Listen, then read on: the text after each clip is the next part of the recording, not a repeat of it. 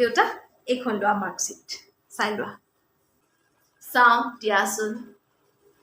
আজি কিন্তু আমি বহুত সুখী দেই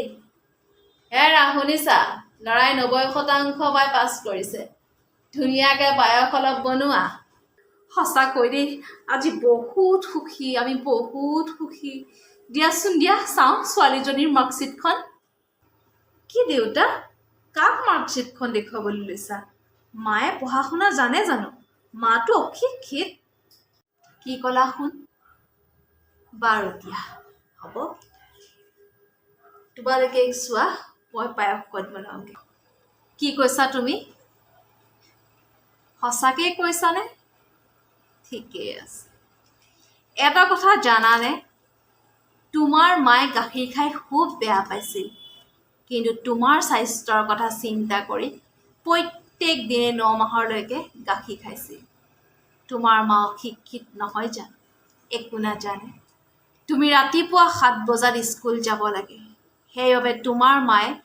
5 বজাতে উঠি তোমাৰ কাৰণে টিফিন ভাত ৰেডি কৰিছিল কিয় জানানে কাৰণ তোমাৰ মা অশিক্ষিত আছিল যেতিয়া তুমি ৰাতি পঢ়োতে শুই যোৱা তেতিয়া তোমাৰ বহি কিতাপ বেগত ভৰাই টেবুলত থৈছিল আৰু তোমাৰ গাত কাপোৰে ঢাকি দি তাৰ পিছতহে তেওঁ শুইছিল কিয় জানানে কাৰণ তোমাৰ মা অশিক্ষিত আছিল তোমাৰ বাবে বেণ্ডৰ কাপোৰ কিনিবলৈ মোৰ পিছত পৰিছিল আৰু নিজে এযোৰ কাপোৰেই জীৱন পাৰ কৰি দিছিল কিন্তু তেওঁ আজিলৈকে একো দেখাই নাই সঁচাকৈ তেওঁ অশিক্ষিত তেওঁ ভাত বনাই আমাক খুৱাই নিজেই খাবলৈ পাহৰি গৈছিল সেইকাৰণে আজি গৰ্বৰে কওঁ তোমাৰ মা অশিক্ষিত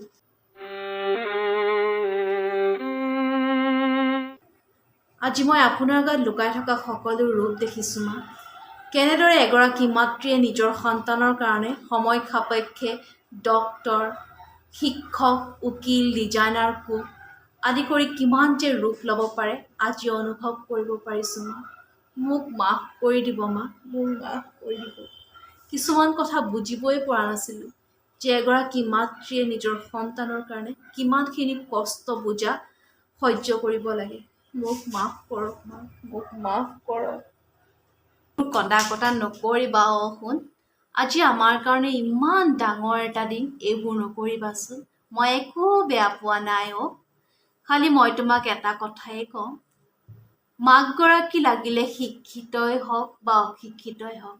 প্ৰত্যেক মাকে নিজৰ সন্তানৰ সুখেই বিচাৰে প্ৰত্যেকগৰাকী মাতৃয়ে ভাবে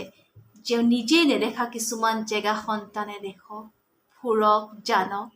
বাৰু বাদ দিয়া এতিয়া এইবোৰ কথা আজি তুমি ভাল পোৱাৰ ষ্টাইলত পায়স বনাইছোঁ ব'লা খাই ল'বা